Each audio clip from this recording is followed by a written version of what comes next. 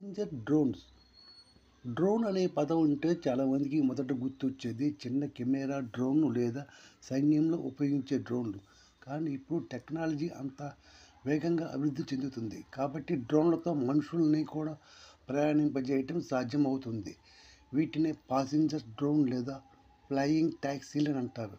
ఇవి భవిష్యత్తులో నగర రవాణాలో విప్లవాత్మక మార్పులు తీసుకురావచ్చు.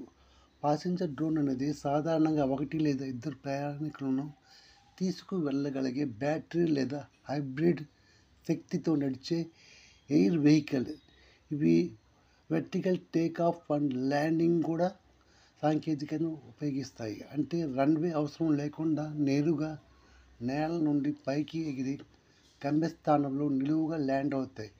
పాసింజర్ డ్రోన్ లక్షణాలు: అటానమస్ ఆపరేషన్. చాలా వరకు పాసింజర్ డ్రోన్లు పైలట్ లేకుండా స్వయంచాలకంగా నడుస్తాయి. ప్రయాణికుడు కేవలం గమ్యస్థానం ఎంచుకుంటే సరిపోతుంది.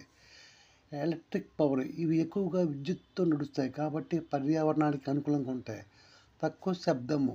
హెలికాప్టర్లతో పోలిస్తే శబ్దం చాలా తక్కువ ఉంటుంది. Safety features: multi rotor design, backup బ్యాటరీలు, పారాషూట్ సిస్టమ్ వంటి భద్రతా పద్ధతులు ఉంటాయి. ప్రపంచంలోని ప్రముఖ పాసింజర్ డ్రోన్లు. ఈహాంగ్ 216 చైనాకి చెందిన ఈహాంగ్ కంపెనీ తయారీది. ఇది 2-సీటర్ అటానమస్ డ్రోన్. వోలోకాప్టర్. జర్మనీకి చెందిన ఈ వాహనము చిన్న హెలికాప్టర్లా కనిపిస్తుంది కానీ ఇది పూర్తిగా ఎలక్ట్రిక్. And job aviation. అమెరికాకి చెందిన కంపెనీ.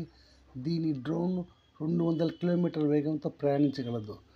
Lilium jet. జర్మనీ తయారీ జెట్లా డిజైన్ చేసిన 5-సీటర్స్ డ్రోన్లు.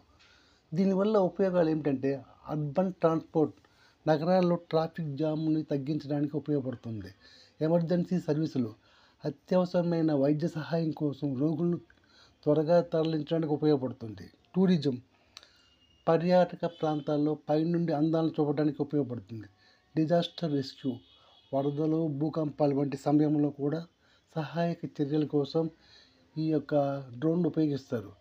దీనివల్ల లాభాలు ఏంటంటే సమయము పొదుపు, రోడ్డు ట్రాఫిక్ లేకుండా నేరుగా గమ్యస్థానానికి చేరుకోవచ్చు. పర్యావరణ హితం. ఎలక్ట్రిక్ మోటార్ వాడకం వల్ల కాలుష్యం తగ్గుతుంది. ప్రయాణ సౌకర్యం. కష్టమైన మార్గాల్లో కూడా సులభంగా ప్రయాణించవచ్చు. సవాళ్ళు: భద్రతా ప్రమాణాలు. గగనతలంలో ఢీకొనకుండా సురక్షితంగా ప్రయాణాన్ని నిర్ధారించడం. బ్యాటరీ సామర్థ్యం. ప్రస్తుతం ఉన్న బ్యాటరీలు ఎక్కువ దూరం ప్రయాణానికి తగినంత శక్తిని ఇవ్వటం లేదు. చట్టపరమైన అనుమతులు. వాయు రవాణా నియమాలను అనుసరించడం క్లిష్టం. ఖర్చు. ప్రారంభంలో ఇవి చాలా ఖరీదైనవి. భవిష్యత్ అవకాశాలు. 2030 నాటికి పాసింజర్ డ్రోన్లు సాధారణ రవాణా మాధ్యమాలాగా మారే అవకాశం ఉందని నిపుణులు చెబుతున్నారు. Artificial intelligence, battery technology, 5G connectivity మరియు ఎయిర్ ట్రాఫిక్ మేనేజ్మెంట్ సిస్టమ్ డెవలప్మెంట్తో ఈ వాహనాలు మరింత సురక్షితంగా, చౌకగా మారుతాయి. పాసింజర్ డ్రోన్లు భవిష్యత్ ప్రయాణ పద్ధతులను పూర్తిగా మార్చే శక్తి కలిగిన ఆవిష్కరణ. ట్రాఫిక్ రద్దీ తగ్గించడం, సమయాన్ని ఆదా చేయటం, పర్యావరణాన్ని కాపాడటం అనేక ప్రయోజనాలతో కూడిన ఇవి త్వరలో మన రోజువారీ జీవిత